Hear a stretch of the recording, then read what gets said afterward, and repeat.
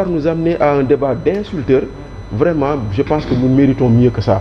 Et vraiment aussi, nous devrions aller vers plus important que ça. Effectivement, voilà. Parler de choses importantes, je pense que faut la ñuy xaar. Alors, juste un mot, Ahmed, par rapport à ça, ñu dem ci débat bi. waaw tout d'abord may nuyu téléspectateurs yëpp di nuyu sama waa dëkk waa ngeen ngi dëkk si Bikotaan di am yaakaar aussi que fépp fu doomu réew mi nekk surtout waa diaspora bi ñoom ñëpp ñu ngi ci jàmm xam nga nenne xaw ma ndax xam nga woy boobu mooy woy boobu ñu naan c'est pas les marabouts c'est Dieu biiru Azoura Fall c'est pas les marabouts de c'est Dieu je m'explique ñun lañ doon jiiñ saagakat yi ñun chroniqueurs yi ñu ne dañuy saaga seen njiit chaque jour te du dëgg amul kenn ku mën a jénne benn vidéo bu ñu mës a saagaa ñun man bañ naa ko ba damaa défier ñëpp ma ne képp ku jénne benn vidéo waxuma man de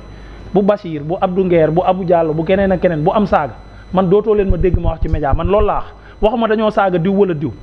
durant toute leur carrière ba ma leen dalee déglu ba léegi ku jénne benn vidéo bu une seconde bu ñu saagaa ñoom ak ku ñu mënti saaga man dootuñu ma dégg ma wax ci palaat ba léegi kenn jénne ko maintenant dañ ko defoon élément de langage pour diaboliser ñu contre les Sénégalais pour ñu bañ ñoo déglooti naan ñii nga xam ne tout le temps dañuy saaga nit yi dañuy saaga waa Pastef dañuy saaga suñu njiit bi ñu waxee loolu seen njiit moom comme njiit la boo xam ne lu neex njabootam neex na ko te moom it lu mu def neex na waa njabootam mu dem assemblée nationale fa ñu war a waxee yéen a ngi wax débat de haut niveau ak ay débat yi ñuy débat mais assemblée nationale notre premier ministre moo fa taxaw di wax ay débat de bas étage c'est-à-dire ki nga xam ne nag moo jiite chaque fois li may wax ñi jiite réew mi niveau bi ñu nekk niveau boobu rek lañ leen mën a topp le président de la république bu jénnee accuser Omar Faye ci débat yu amul bopp amul genn saa bu ñu demee ci plateau yi Omar Faye déjà faw mu setal boppam et nit ñi faw ñu débattre ci sujet boobu parce que mooy imam bi imam mënu ruqoo ñun ñuy sëlmal imam lu mu def loolu la ñuy topp le premier ministre mooy dem assemblée nationale di wax ay débat yu amul bopp amul genn peuple bi suivre ko ci moo fa dem di wax ay ñiy saaga ak buru bara yeeg nangam ak nangam peuple bi suivre ko fi léegi nag fi may waxee ne c'est pas les marabouts c'est Dieu yàlla atte mu ne musul jege kuy saaga musul ànd ak kuy saaga du moom avant semaine boobu ñu wane Azoura ci saalam Sénégalais yëpp gis ne waa kii moom yéen a ngi ànd moom ba pare mu ne ñun ñooy saaga yàlla ne ko déedéet ñii saagaw ñu kii saagaa ngi nii wan ko Azoura Fall ba mu gis ko mu ne ko kii mooy saagakat bi te yéen bërki démb wane nañ leen seen saal ngeen ànd donc yow yaay ànd ak saagakat bi moo tax ma naan c'est pas les marabouts c'est Dieu yàlla moo atte ñiñ doon jiiñ saagakat yi ak moom mi doon wax saagakat du ko jege àndul ak saagakat yàlla ne ko kaay ma atte saagakat bi yéenay nekk tout le temps te mu ngi nii gis nga ko léegi nag li nga xamante ne nii moom moo xew ci mbir yooyu man de wax dëgg yàlla gaw ma ne procureur autosaisir na pour la bonne et simple raison man xaw ma ban optimisme ngeen àndal yéen ak ban xeetu gëm yàlla ba gëm ne ab nit mën naa taxaw saaga l'actuel président dara fekk ko ci mu saaga l'ancien président dara di ko ci fekk c'est-à-dire ban optimisme ngeen mën a am ci loolu man loolu man il faut que nit ñi expliquer ma ko ban yaakaar la ñu am ne maanaam lii dara dina ci fekk Azoura l'actuel président bi fi nekk yor cëggal guy bi bokk conseil supérieur de la magistrature jiite ko moom la waa ji téye daggal dara fekk ko ci mu xotti l'ancien président ak ay militants am ñuy am njort bu rafet ne procureur dina autosaisir rek dinañ ko woo dinañ ko jàpp man de awma ci benn yaakaar nag li muy wanewaat nag encore une fois non seulement am na lu ñu doon déplorer bi fi APR yi si nekkee ñu jàpp ne loolu dañ ko waroon a ñoŋal loo leen ñàkkoon a gëm-gëm en tout cas man sur le plan personnel awma benn yaakaar ci ñoom mais wàllu justice ak ñoom li ñu ci dund man jàppoon naa ne bu ñu ñëwee au moins dinañ ko jéem a jubbanti sénégalais yépp yam ci mbaxane doone benn mais li ñu gis dañoo sax gën a dellu ginnaaw par rapport ak li doon xew jamono yi nga xamante ni fi la Macky Sall nekkee leneen li nag mooy c'est pas la première fois jóge ci ñoom jëm ci ñi àndul ak seen njiit wala ñi gëmul Pastef Cheikh Thioro Mbacké moo fi taxaw wax ne ku bëggul Ousmane Sonko sa yaay liggéeyul sa kër baay loolu la ñu traité Alpha Diallo waa jooju ju xees jooju mais dafa traité képp ku gëmul Ousmane Sonko ñemewu ma cee jaar ci télé lañ ne jaar fu bon imam ba waxi nopp waa ñooñu ñëpp fuñ bokk fu mu mujj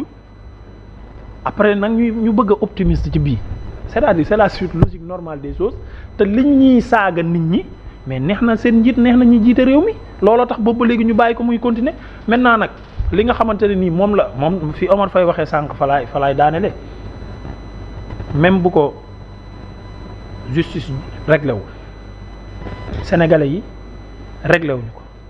yàlla dina ko réglé yàlla dafa am lu mu mën a ku mu dénk nguur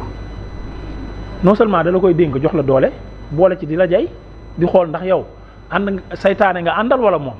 jay bi fu muy commencé da ngay xëy bés galgal ñey mu bàyyi mu jàll nga jénn gën a glorifié wu jàpp ne yaay ponkal bi mu indi gëléem nga tër population bi yëpp jóg bañ benn affaire nga imposer leen ko wanaat leen seen doole mu noppi rek di seetaan xam nga il est patient te dafa mën a seetaan day xëy bés yow la lay indil wala melentaan mu rey la te doo ci man dara yàlla sunu borom noonu lay doxalee ay mbiram yii di xew nii yëpp fi mu leen di jëme mooy seen musiba naaru laay bu subaa li leen di rey ak li leen di toroxal lu gën a minime li ñu yaakaar ne woon moo leen di mënal dara loolu la yàlla di indi daal di régler problème bi mu daal di jeex neen ni alors beneen actualité mooy justement 5 anciens ministres yu ñu yóbbu fële ca haute cour de justice peut-être assemblée nationale comme ni ñu koy waxee passé na à l'acte donc El Ahmed sur la question si fond bi ak forme bi déjà lan moo si yow sa analyse. normalement am na ay rapport yu def le procureur bi ñu génne def seen conférence de presse conjointe bi seen point de presse bi am na rapport yu ci junj na ay ministres yoo xam ne ils sont justiciables il y a des rapports yu leen épinglé rapport ci Covid bi bon ci kaw loolu il y a une procédure pour inculper un ministre de la République ou un président de la République là il faut un acte d'accusation de l'Assemblée nationale. Et l'acte d'accusation boobu procureur moo jël dossier bi le procureur général transmettre ko sa hiérarchie le ministre de la justice saisir le président de l'Assemblée nationale pour ñu préparer seen session yeeg yooyu noonu préparer la commission des lois ñu préparer war a dem plénière bon bi loolu amee démb assemblée daje wote acte d'accusation 5 ministres yëpp ñu traduire leen directement jox leen seen visa acte d'accusation laa ko jógee visa pour aller à la guillotine voilà loolu la. Visa pour aller à la guillotine. Oui, c'est un visa parce que sur le principe de la reddition des comptes moi je suis tout à fait d'accord. Oui, tout le monde. Tout à fait. Tout le monde. aw ma si benn xel ku ñu dénk àllu réew soo paree wax nga dërëm bii ak ñaar dërëm bi fii laa ko fekkoon nii laa ko utiliser ça c'est la moindre loolu du débat. bitig yi ci koñ bi sax dañuy def léeg-léeg ay inventaire léegi bitig léeg-léeg nga dem di jënd fekk ñu wàcc marché bi yëpp def inventaire bu ma dénkal àllu réew. nga yor ay milliards doxal moom pendant 12 ans ou 20 ans mais soo paree la moindre des choses nga ne alal ju ne dërëm bi fi laa ko fekkoon loolu on a dit soin fa mais problème bi mooy parfois man li sama problème mooy li njëkk nekk sama problème mooy texte bi. c'est-à-dire texte bi xam naa ne dafa dab waa APR parce que bu dañ koo fàtte réformer bi ñuy réformer pôle judiciaire parce que texte bi vraiment texte bi yàgg na xewi na texte bi organisé wu la cour de justice xewi na yàgg na xuur na. Et ça ne répond plus aux normes standards des conventions internationales et des traités internationaux. dañ ko dépasser de loin. loolu liiree kii bi comment dirais-je texte bi mais yow da nga naan man est-ce que man maa ngi l'an 2025. yow texte boo xam ne daa la amoo benn droit de recours benn. un texte qui bafoue tout simplement les droits des justiciables. surtout de sur quoi un ministre de la République. ñu ne déet waaye ñu ne la yow. amoo droit def même les juges d'instruction actes yi muy jël juge d'instruction bi amoo droit def ci recours alors que dans notre constitution même mieux damay commencer yenn convention yi nga xam ne Sénégal dañ ratifié soo jël tey la convention de l'Europe article 18 article 13 bi dafay wax le droit à un recours effectif pour toute personne boo xam ne dañ lépp topp nga ñëw jël la déclaration universelle des droits de l'homme nga jël à son article 8 recours effectif la koy wax ni ku nekk bu les poursuivre am nga droit nga def recours bu nekkee say droit dañ ko bafoué mais nga wut ak sa charte réew sa maanaam sa constitution ak sa règlement am nga droit nga def recours mais encore boo ñëwee suñu constitution Sénégal bi article 9 bi comme dernier alinéa bi lu muy wax le droit à un recours est absolu le droit à un recours est absolu dans tous les états et à tous les degrés de la procédure fii ñu ne la le juge d'instruction bu jëlee ay acte de procédure yow mi ñu topp mënoo ko contester seul procureur moo ko mën def mais ana la convention des armes même bu nekkee dans une procédure procureur mënoo yem ak ñeneen ñi mais au moins il y a un droit de recours qui est reconnu à tout le monde mais acte juge d'instruction yi boo ci d'accord am nga droit nga gii ko te day na sax juge d'instruction yi bu nekkee dafa am ay vices de procédure yow mi ñu topp soulevé woo juge bi mën na koo naqasaale jàllale ko validé ko mu dem loolu lañ la wax de ñu ne déetawaay ñu ne la mënoo def appel ñu ne la condamné ñu ne déeta waay ñu ne mënoo def recours mënoo def pourvoi devant la Cour suprême lan nga mën a def révision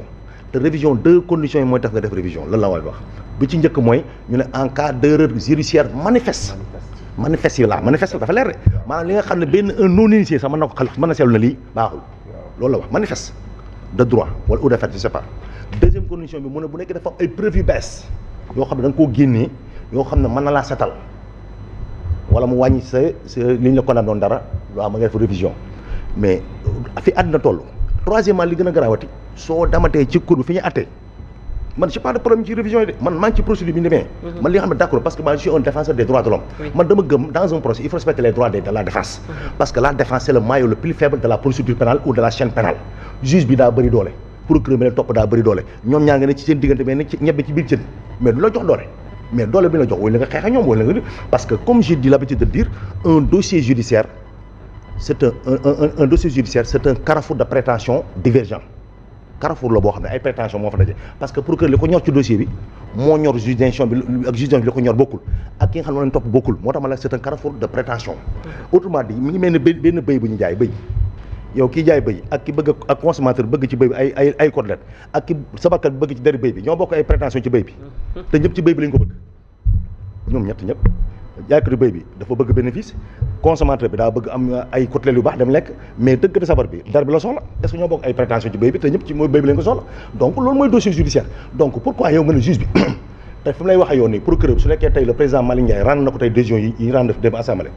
le président de la haute cour de justice su ko neexee day lundi ou mardi su ko neexee